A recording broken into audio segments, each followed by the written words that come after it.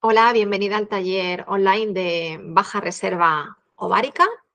Mi nombre es Charo, soy dietista, especialista en salud hormonal y fertilidad, pero también fui paciente de infertilidad durante más de 10 años, así que en total mi experiencia entre personal y profesional es de más de 2 décadas. Así que vamos a empezar el taller de baja reserva ovárica porque hay muchísimo que comentar. ¿Cuál es la definición de la reserva ovárica? Aquí os pongo el enlace de los artículos científicos, los que os he ido extrayendo toda la información, por si queréis consultarlo. La reserva ovárica representa el número acumulado de folículos en los ovarios. Incluye folículos en diversas etapas de crecimiento, desde preantral, que son los primordiales a antral, hasta la ovulación. Según la teoría ampliamente aceptada, y esta frase de verdad que es importantísima, según la teoría ampliamente aceptada, las mujeres estamos dotadas de un número limitado de folículos ováricos al nacer. No perder de vista esta frase. Esto es una teoría, pero no se ha podido demostrar. A medida que se acerca la menopausia, menos de 1000 folículos permanecen, por tanto, en los ovarios. Esta disminución gradual en el número de folículos con la edad va acompañada de una secuencia de eventos reproductivos. No se trata solamente del número de folículos, sino todo lo que acompaña a esa bajada de la reserva ovárica.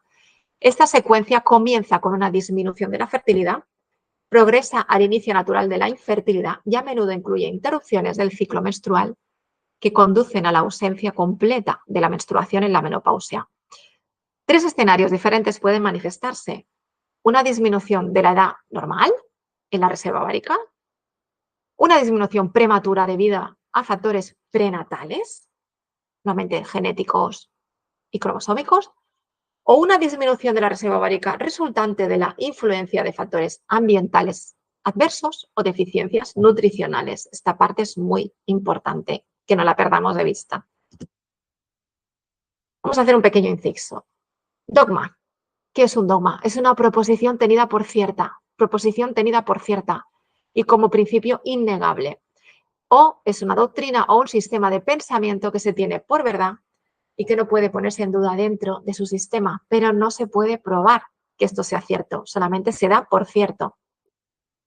Os recuerda a esta frase que hemos comentado antes de la teoría sobre la reserva ovárica. Reserva ovárica, otra perspectiva. Me ha gustado llamar mucho a este apartado. Aunque los ovarios de mamíferos, que solo 5 presentamos menopausia, incluido el ser humano, albergan numerosos folículos, la mayoría de ellos permanecen latentes por largos periodos de tiempo, incluso décadas.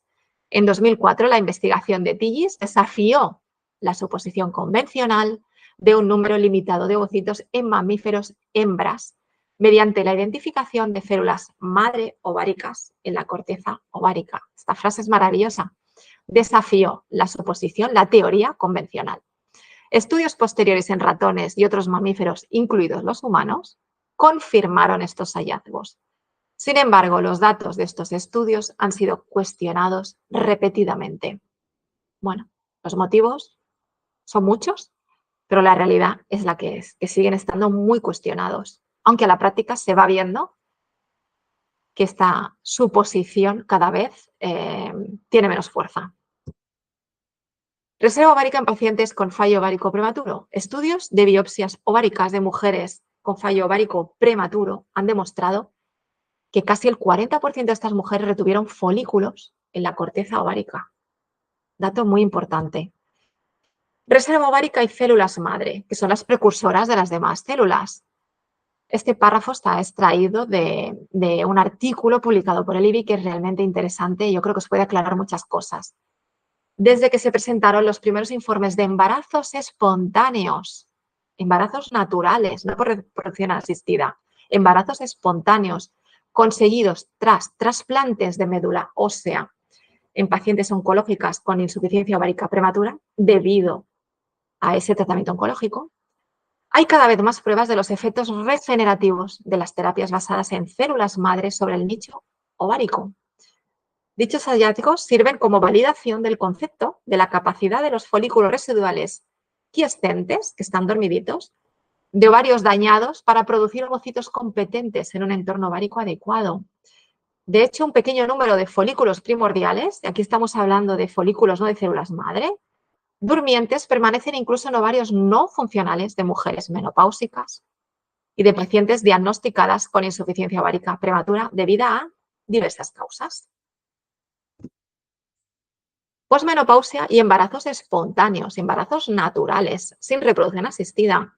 Aquí os presento un caso publicado de una mujer de 54 años, que ya llevaba unos años en posmenopausia, que presentó un sangrado vaginal posmenopáusico en 2018. En las mujeres mayores de 50 años, el embarazo no se espera y los médicos pueden ni siquiera pensar en medir el nivel de hormona HCG para diagnosticar el embarazo, que en este caso fue confirmado. Sobre la base de nuestros conocimientos e investigaciones, dice el estudio, parece que este caso que reportan ellos es el número 745 de embarazo posmenopáusico publicados entre 1997 y 2018. Esto no significa que hayan ocurrido más, pero los que se conocen y se han reportado son estos, 745 hasta el año 2018. El objetivo de este estudio fue determinar en qué medida los biomarcadores de la reserva ovárica antimuleriana, FSH y inhibina B, se asociaron con potencial reproductivo, medido por la probabilidad de concebir de forma natural en una cohorte de mujeres de edad reproductiva de más edad reclutada de la comunidad. Recordad que fue mujeres de hasta 44 años. Se hipotizó que las mujeres con valores de biomarcadores que sugieran una reserva ovárica disminuida tendría una menor probabilidad de concebir en un ciclo dado por 6 ciclos y por 12 ciclos de tratar de concebir. Esta era la teoría. El estudio se llevó a cabo desde abril del 2008 a marzo del 2016. Las mujeres son elegibles para participar si tienen entre 30 y 44 años de edad, han estado tratando de concebir durante 3 meses o menos y conviven con una pareja masculina. Las mujeres fueron excluidas si tenían problemas de fertilidad. Como era de esperar, los niveles de antimuleriana disminuyeron y los valores urinarios de FSH aumentaron con la edad. Eso es curioso. Las mujeres que previamente habían estado embarazadas tenían valores de antimuleriana significativamente más bajos. ¿Nos parece curioso? Porque a mí me ha llamado muchísimo la atención. La probabilidad predicha de concebir en 6 ciclos o 12 ciclos de intento no fue menor para las mujeres con antimuleriana baja o FSH alta, como se había hipotetizado. Las mujeres con valores bajos de antimuleriana, 0,7 o menos, no tenían una probabilidad acumulativa significativamente diferente de concebir. Las mujeres con valores séricos altos de FSH, 10 o más, no tenían una probabilidad acumulativa significativamente diferente de concebir en comparación con las mujeres con valores normales. En todos los grupos de edad, la baja antimuleriana no se asoció con la disminución de la fecundidad. Por favor, esta frase es importantísima. En todos los grupos de edad, la baja antimuleriana ni la alta FSH se asoció con la disminución de la fecundidad. En un estudio piloto anterior, fue un estudio pequeño, sí que se encontró que la antimuleriana baja se asoció con una reducción del 60% en la probabilidad de concepción.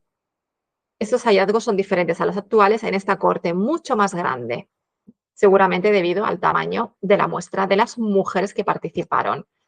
Este estudio, por tanto, tiene varias fortalezas. Fue diseñado para abordar una importante pregunta de salud pública.